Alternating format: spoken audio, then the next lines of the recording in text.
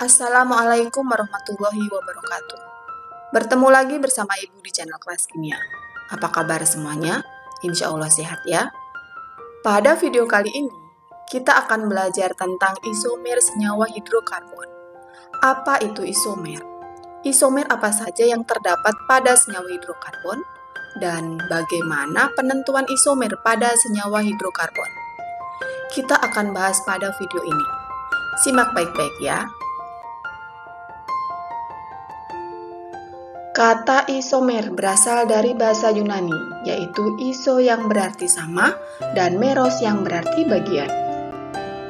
Jadi, isomer adalah senyawa-senyawa yang memiliki rumus molekul sama, tetapi rumus strukturnya berbeda. Ada 3 jenis isomer pada senyawa hidrokarbon, yaitu isomer rantai atau rangka, isomer posisi, dan isomer geometri. Kita bahas ini satu persatu ya. Yang pertama, isomer rantai atau rangka, yaitu senyawa-senyawa dengan rumus molekul dan gugus fungsi yang sama, namun kerangkanya berbeda. Biasanya terjadi antar senyawa rantai lurus dan senyawa yang memiliki cabang, atau rantai bercabang dengan perbedaan letak cabangnya. Perhatikan contoh berikut ini. Dua senyawa ini mempunyai kerangka yang berbeda. N-pentana dengan kerangkanya berbentuk rantai lurus, sementara 2-metil-butana memiliki satu cabang. Meskipun begitu, mereka berasal dari rumus molekul yang sama, yaitu C5H12 dan gugus fungsi yang sama pula, yaitu alkana. Jumlah atom karbonnya sama, yaitu 5, dan H-nya sama-sama 12.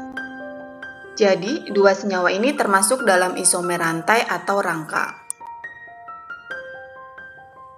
Selanjutnya adalah isomer posisi, yaitu senyawa-senyawa dengan rumus molekul sama, namun posisi ikatan rangkapnya yang berbeda.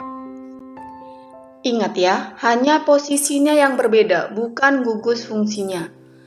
Isomer ini hanya terjadi pada senyawa hidrokarbon tidak jenuh, yaitu alkana dan alkena. Perhatikan contoh berikut ini. Dua senyawa ini sama-sama memiliki gugus fungsi rangkap 2 atau alkena, yaitu senyawa butena. Tetapi ada perbedaan di posisi ikatan rangkapnya. Meskipun sama-sama memiliki rumus molekul C4H8, tetapi dia bisa menjadi dua senyawa, yaitu satu butena dengan ikatan rangkap pada ikatan pertama, dan 2 butena dengan ikatan rangkap pada ikatan kedua. Dan jenis isomer yang terakhir adalah isomer geometri, yaitu senyawa-senyawa yang memiliki rumus molekul sama tetapi struktur ruangnya berbeda. Isomer geometri terjadi pada senyawa alkena. Isomer geometri dapat terjadi bila di dalam senyawa karbon tersebut terdapat rantai karbon yang membentuk bidang dan terdapat gugus yang sama pada 2 atom karbon yang berbeda. Atom atau gugus atom sejenis yang terletak pada bidang yang sama disebut dengan cis, dan atom atau gugus atom sejenis yang terletak berseberangan disebut dengan trans. Dari contoh ini terlihat bahwa pada posisi cis ada 2 atom sejenis yaitu B yang letaknya pada bidang yang sama. Sedangkan pada posisi trans, 2 atom sejenisnya yaitu A letaknya berseberangan. Selanjutnya, isomer apa yang terjadi pada senyawa alkana? Senyawa alkana hanya memiliki satu isomer, yaitu isomer rangka atau isomer rantai. Perhatikan contoh berikut ini. Tentukan isomer dari C5H12. Kita buat struktur molekul dengan jumlah atom karbon 5 dan hidrogen 12. Yang pertama adalah N-pentana dalam bentuk rantai lurus dengan jumlah atom karbon 5. Selanjutnya, jika salah satu karbonnya digunakan sebagai cabang, akan menjadi senyawa yang berbeda. Rantai utamanya menjadi 4. Kita letakkan cabang pada atom C kedua, menjadi 2-metil butana. Lalu, bisakah cabang kita letakkan di atom karbon yang ketiga? Ya, namanya bukan 3 metil butana ya, tetapi tetap 2 metil butana. Karena letak penomoran jadi berubah. Nomor 1 dimulai dari sebelah kiri. Kemudian, kita gunakan satu atom karbon lain sebagai cabang lagi. Rantai utamanya menjadi 3. Namanya 2,2-dimetil propana. Jadi, ada 3 isomer pada senyawa pentana. Ketiga senyawa tersebut memiliki rumus molekul sama, yaitu C5H12. Sampai di sini paham ya? Selanjutnya, terdapat 3 isomer pada senyawa alkena, yaitu isomer rantai atau rangka, isomer posisi, dan isomer geometri. Perhatikan contoh berikut ini. Tentukan isomer dari C4H8, butena. Yang pertama berupa rantai lurus dengan jumlah atom karbon 4 dan posisi ikatan rangkap pada ikatan pertama. Namanya adalah 1-butena. Kemudian, tetap dengan 4 atom, posisi ikatan rangkap digeser menjadi ikatan kedua. Namanya menjadi 2-butena. Lalu, bisakah ikatan rangkap kita geser lagi ke ikatan yang ketiga? Ya, namanya akan tetap, yaitu 1-butena. Karena penomorannya pindah. Nomor 1 menjadi di sebelah kanan. Dan terakhir, rantai utama dengan jumlah atom karbon 3 dan 1 cabang. Namanya 2-metil 1-propena. Jadi, C4H8 memiliki 3 buah isomer.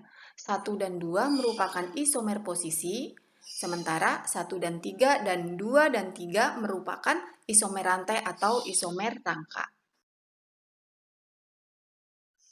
Perhatikan contoh isomer geometri pada senyawa alkena berikut ini. C4H8 yang mempunyai satu ikatan rangkap pada posisi cis, gugus metil atau CH3 terletak pada bidang yang sama, yang terlihat di bidang atas. Sedangkan pada posisi trans, gugus metil terletak pada bidang yang berlawanan. Selanjutnya, terdapat 2 jenis isomer yang terdapat pada alkuna, yaitu isomer rantai atau rangka dan isomer posisi. Perhatikan contoh berikut ini. Tentukan isomer dari C4H6, butuna.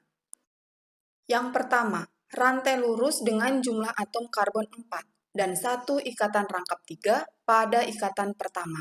Namanya 1-butuna. Selanjutnya, tetap dengan 4 atom karbon pada rantai utama dengan ikatan rangkap 3 pada ikatan kedua. Namanya 2-butuna. Jika ikatan rangkapnya digeser lagi pada ikatan ketiga, bagaimana? Ya, namanya tetap 1-butuna karena posisi penomoran pun akan berubah. Kemudian, apakah bisa kita gunakan salah satu atom karbon sebagai cabang dengan rantai utamanya 3 karbon? Ya, perhatikan, atom karbon yang di tengah mau nggak mau menjadi mempunyai 5 ikatan dan jumlah atom hidrogennya 7. Ini tidak mungkin, karena atom karbon maksimal hanya mempunyai 4 ikatan. Jadi, C4H6 hanya memiliki 2 buah isomer saja. Untuk lebih jelasnya, perhatikan soal dan pembahasan berikut ini. Tuliskan semua isomer dari C5H10. Yang pertama, rantai lurus dengan jumlah atom karbon 5 dan 1 ikatan rangkap 2 pada ikatan pertama, namanya 1-pentena. Selanjutnya, tetap dengan 5 atom karbon pada rantai utama dengan ikatan rangkap 2 pada ikatan kedua, namanya 2-pentena. Jika ikatan rangkap digeser lagi pada ikatan ketiga, bagaimana? Ya, namanya tetap 2-pentena karena posisi penomorannya berubah. Nomor 1 menjadi dari sebelah kanan karena lebih dekat dengan ikatan rangkap, sama dengan sebelumnya. Jika ikatan rangkap digeser lagi pada ikatan keempat, bagaimana? Ya, namanya menjadi 1-pentena lagi karena posisi penomorannya juga berubah. Kemudian, kita gunakan salah satu atom karbon sebagai cabang, dengan rantai utamanya menjadi 4, dan ikatan rangkap pada ikatan pertama, namanya 2-metil 1-butena. Isomer yang keempat, tetap dengan 4 karbon dengan ikatan rangka pada ikatan pertama, sedangkan posisi cabang digeser. Namanya 3 metil 1 butena. Selanjutnya, 4 karbon dengan ikatan rangka pada ikatan kedua dan 1 cabang, namanya 2 metil 2 butena. Ketika cabang digeser lagi ke sebelah kanan pun namanya tetap 2 metil 2 butena. Dan terakhir, bisakah kita buat 3 rantai utama? Ya, atom karbon yang di tengah menjadi mempunyai 5 ikatan. Tidak bisa ya? Jadi, C5H10 mempunyai 5 buah isomer. Sampai di sini paham ya? Bagaimana? Insya Allah udah lebih paham ya? Sekarang kerjakan latihan soal mandiri berikut ini. Tuliskan isomer-isomer dari C5H12, C4H8, dan C6H10. Oke, sampai di sini pembelajaran kita kali ini. Semoga bermanfaat, tetap semangat, sehat selalu. Wassalamualaikum warahmatullahi wabarakatuh.